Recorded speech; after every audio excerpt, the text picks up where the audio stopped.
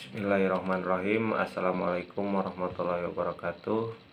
Saya Samsul Hidayat, mahasiswa Ekonomi Syariah semester akhir. Di sini saya akan sedikit mempresentasikan tentang tradisi pernikahan melangkahi saudara kandung dipandang melalui perspektif al-adah al-muhakkamah. Bagaimana kita ketahui bersama bahwa pernikahan sudah seyogianya dilakukan oleh pasangan antara kaum laki-laki dan perempuan, bahwa manusia diciptakan oleh Allah Subhanahu wa Ta'ala ini mempunyai naluri manusiawi untuk memenuhi pemenuhan, dan manusia diciptakan oleh Allah Subhanahu wa Ta'ala ini untuk mengabdikan dirinya kepada Sang Kholik penciptanya dengan segala aktivitas hidupnya. Pemenuhan naluri manusiawi yang antara lain keperluan biologisnya, termasuk aktivitas hidup agar manusia menuruti tujuan kejadiannya. Allah Subhanahu wa Ta'ala ini mengatur hidup manusia dengan aturan perkawinan atau pernikahan. Jadi memang Allah Subhanahu wa Ta'ala ini sudah memerintahkan terhadap manusia untuk segera menjalin hubungan antara kaum laki-laki dengan perempuan dengan diwajibkan atau menikah. Perkawinan menurut hukum Islam adalah pernikahan, yaitu akad yang sangat kuat atau mistaqon khalizon untuk mentaati perintah Allah dan melaksanakannya merupakan ibadah. Nah, Islam pula sangat menganjurkan kepada laki-laki dan perempuan yang telah memiliki kesiapan secara lahir dan batin untuk segera melangsungkan pernikahan untuk menghindari hal-hal yang dilarang oleh agama, seperti yang kita ketahui adalah perzinahan atau zina. Menikah juga dapat memberikan jaminan rezeki kepada orang yang melakukan pernikahan tersebut. Jadi Allah memang sudah menjanjikan rezeki tersebut kepada orang yang menikah. Apabila orang yang akan menikah takut akan berkurangnya harta atau tidak mampu, namun ingin melaksanakan pernikahan, Allah Subhanahu wa Ta'ala memampukan mereka dengan karunia-Nya. Jadi aturan pernikahan menurut Islam merupakan tuntunan agama yang perlu mendapat perhatian, sehingga tujuan melangsungkan pernikahan pun hendaknya ditujukan untuk memenuhi petunjuk agama. Sehingga kalau diringkas, ada tujuan orang melaksanakan pernikahan ialah memenuhi nalurinya dan memenuhi petunjuk agama, atau bisa disebut dengan ibadah.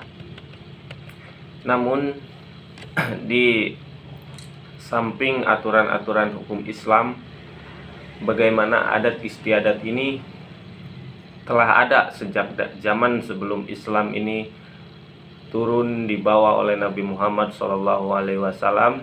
Adat istiadat ini hadir semenjak adanya ketua adat atau orang yang memang mengatur keberlangsungan hidup manusia di dunia ini. Jadi aturan-aturan tersebut berlangsung ketika memang sambil berjalan hidupnya manusia diatur. Jadi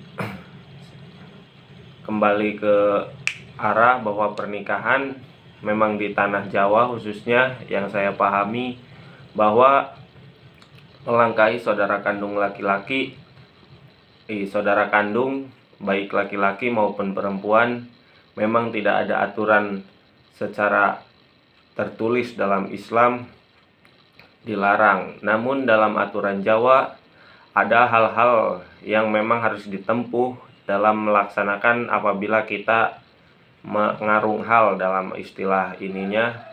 Ada syarat-syarat yang perlu ditempuh sebagai seorang adik kepada sang kakak apabila memang melangkahi saudara kandungnya sendiri. Syarat ini tidak ada dalam Islam, namun diterapkan begitu kental oleh masyarakat. Meskipun sampai saat ini dunia sudah modern, namun tetap dipegang erat atau dipegang kokoh oleh masyarakat, khususnya di masyarakat Jawa.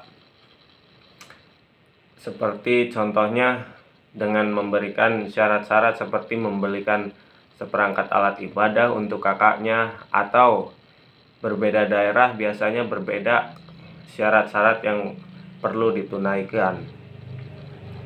Dan yang dipercayai oleh masyarakat Jawa atau masyarakat yang memang mempercayai hal itu, bahwa apabila hal-hal tersebut tidak dipenuhi secara aturan tersebut, akan ada hal-hal yang memang mengganjal nantinya, semisal hubungannya tidak langgeng atau seret dalam hal rezeki, atau bisa juga ada yang mempercayai kegilaan terhadap seorang kakak ini, merasa gila karena tidak mendapat jodoh-jodoh atau merasa tersaingi.